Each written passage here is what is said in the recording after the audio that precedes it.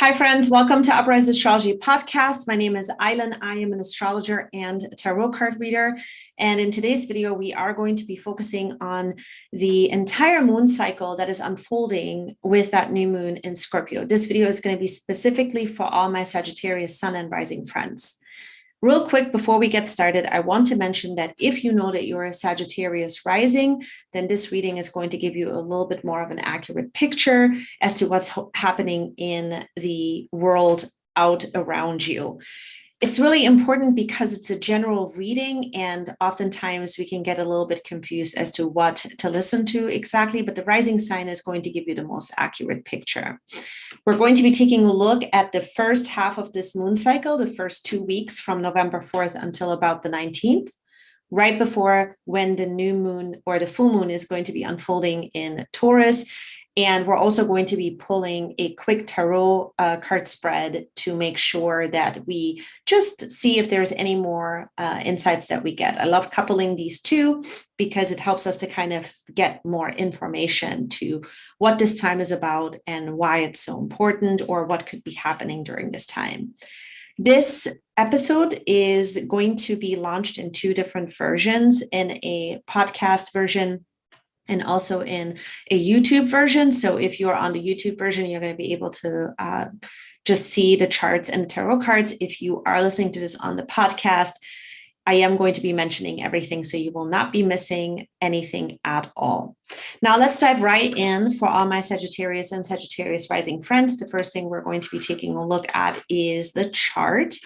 Now for you guys, this new moon is unfolding in your 12th house. This is the house of the cosmos. This is the house of spirit, the house of faith, the house where we are dealing with oceanic consciousness, the house where we could also be dealing with any kind of stuff that's going on in the background, meaning institutions or healing centers or centers for trauma or centers for some kind of deep sort of hospice or hospitals or some kind of ashrams. It could deal with that too. It doesn't always have to be.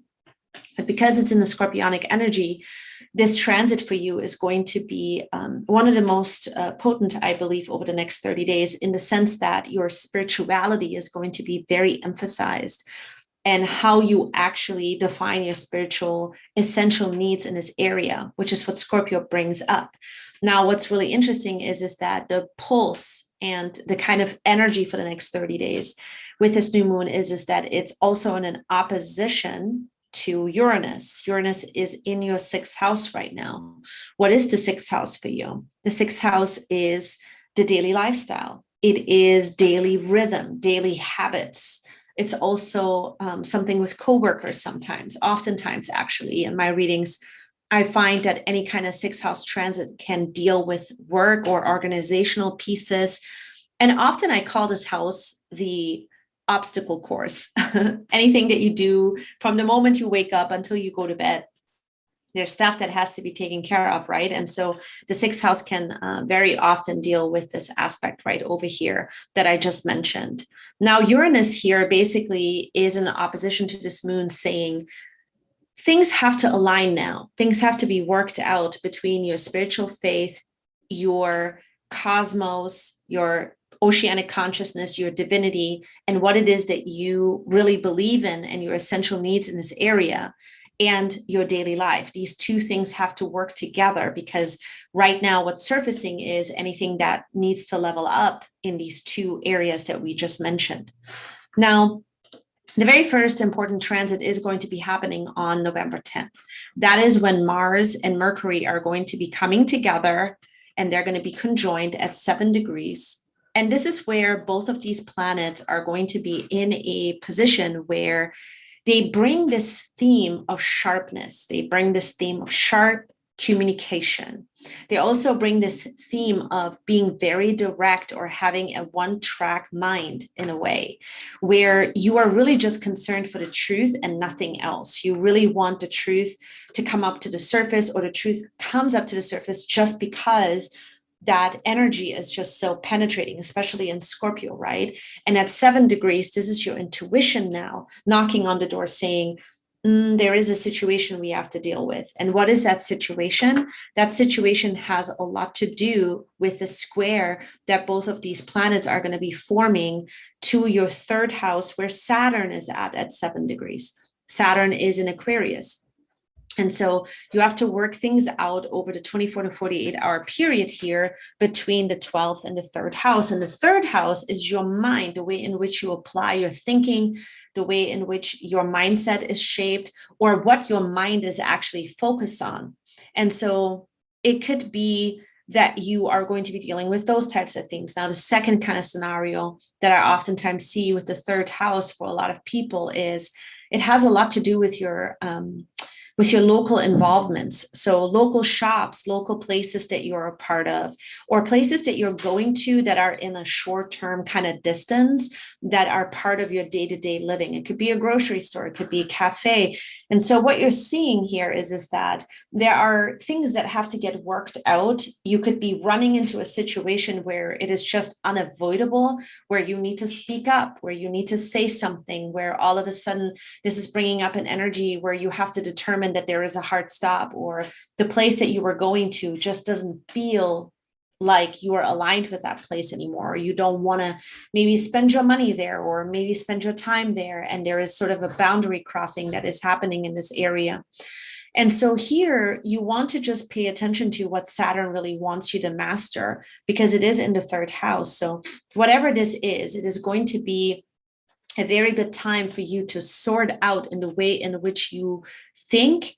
And is that inspired by something, or is it not? I think this is what the themes are that could be surfacing for a lot of you. Now, I want to move forward to another transit that I believe is going to be a very, very important transit. And that is going to be on November 12th. On November 12th, we are going to have a beautiful transit that is going to be unfolding with the sun in Scorpio at 20 degrees. This is now where Scorpio the sun in the Scorpio transit is starting to go into the third decan. So the third degrees, it starts to really expand that beautiful scorpionic energy.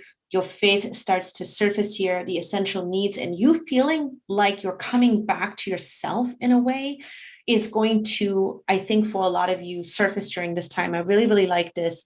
And there is going to be a trine that is a harmonious aspect. If you're new to astrology, this is a harmonious aspect. This trine is going to be formed to Neptune in your fourth house, also at 20 degrees. Now, let's talk about the themes of this, okay? So that trine between the sun to Neptune, it feels purposeful. It feels meaningful.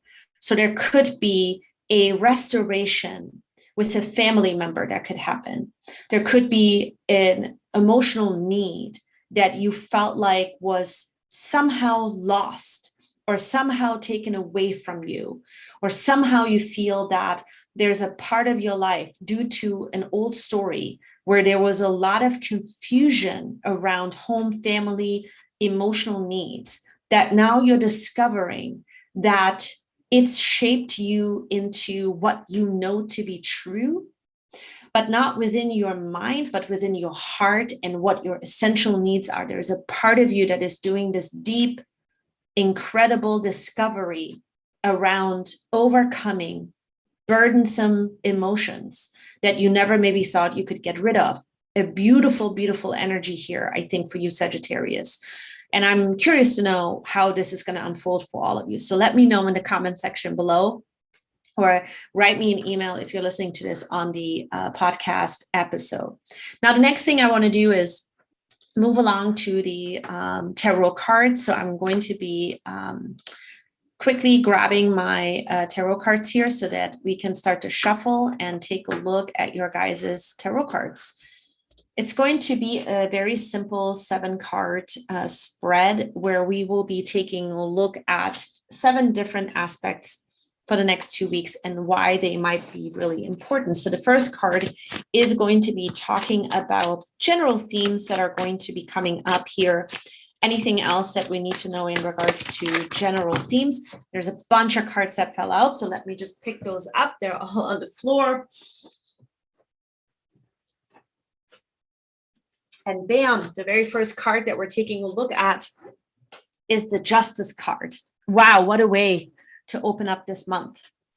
There is some very personal justice that is coming, but it's more energetic than it is even in kind of paper form, okay? This is in regards to family, has a lot to do with your family. It has a lot to do with where you feel that something went wrong or something has been taken away from you, and it was not your choice. That's what it feels like. And you're not going to believe this, but the next card is the Death card.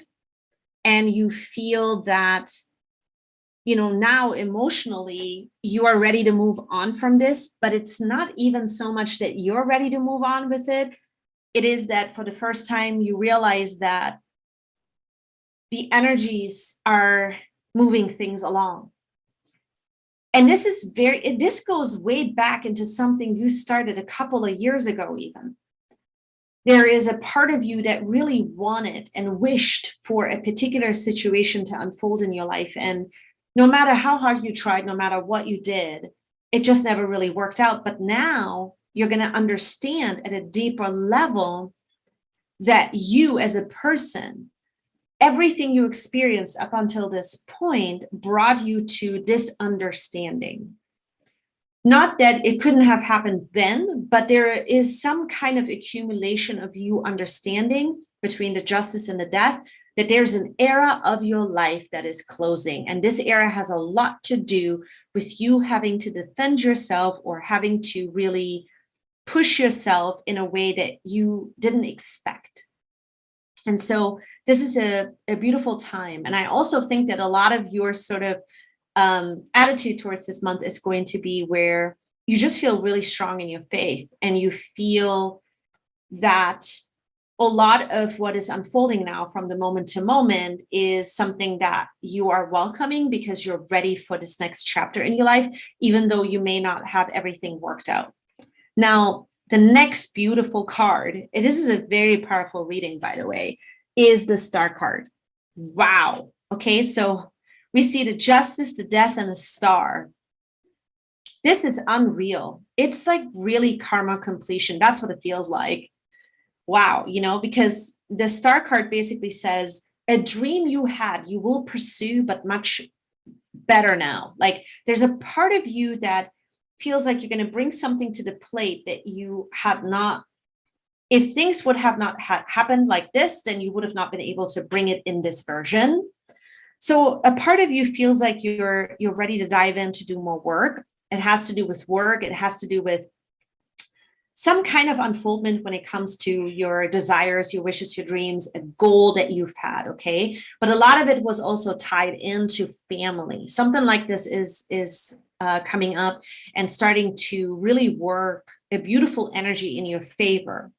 And what is supporting you most definitely this month has a lot to do with the Six of Wands. That's the next position card.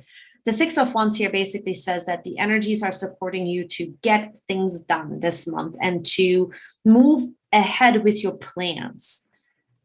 I feel as I'm reading all of these cards, I really feel for a lot of you that it's not going to be difficult for you to get things done. You're not questioning anything. It's pretty straightforward. The challenge of this month, though, is the Four of Pentacles, and that is you might still be holding on to certain things in your life that are in the physical form that now are basically require for you to let go. What are those things?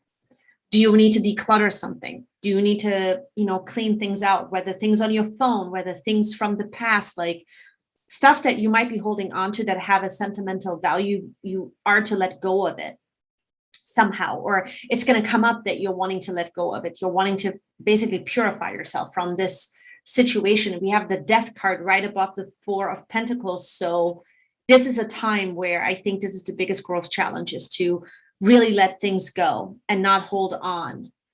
Take the things that you know are going to be useful and then clear out energetically space for new things. That is what I'm seeing here with the Four of Pentacles. The emotional currency in your relationships are the Eight of Cups. pretty straightforward. You're walking away and closing the door on two people this month. It might be that you are in contact with them. And I feel like with one person, you might even not be in contact anymore. But there is sort of an energetic moving on. And this moving on has a lot to do with a specific place that you're going to. Either you have this place already, like there is a schedule around it, you know already that you're going to this place, or it is happening when you least expect it, but you are running errands and somehow that day, everything is coming together and you understand you are going to be moving on. You're not going to be holding on to the situation anymore, and you're kind of done, because a part of you maybe felt like you were going back and forth in regards to whether you should continue with this relationship or not. And I think what you're realizing here is that you are just so different. You don't want to put up with the same stuff anymore. And this relationship dynamic, you know that this person is not at the same place as you. So there's a part of you that is going to start to close the door here. But there's two people involved. That's what I'm seeing. How are you finishing this month, right? You're not going to believe this. We have another major arcana. There's two other cards that fell out, and I just want to show you. This is pretty powerful stuff right here, Sagittarius. You guys let me know how this month is unfolding for you. So we have the World card. Again, we see two completion cards. We see the Eight of Cups, we see the World, and then we have it followed by the Three of Cups. It's almost like you're exchanging one part of you, one social aspect of you, and one part of you that used to interact with relationships in one way for another way, because you're closing the door, you're understanding your limits now. That's what this has to do with. The World card is a card of you understanding what safe space you need to operate from. We see the woman that has the beautiful drape, the purple drape around her, the wreath is around her, and we have all of the fixed signs that are surrounding this beautiful floating woman that is in the center. This has to do with what you need as a safe space in order for you to create from.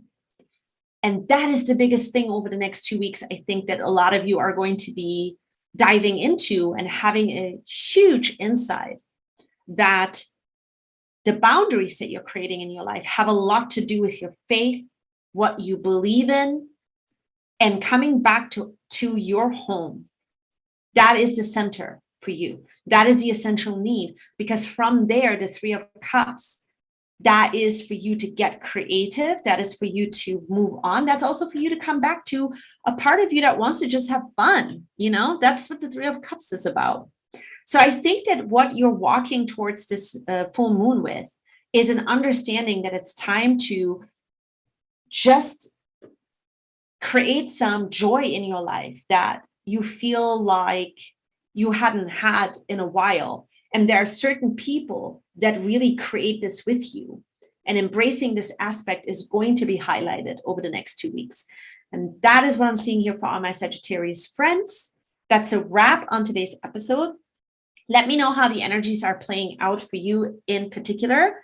Subscribe to this channel, hit the notification bell so that you are always in touch with me. And I will see you in the next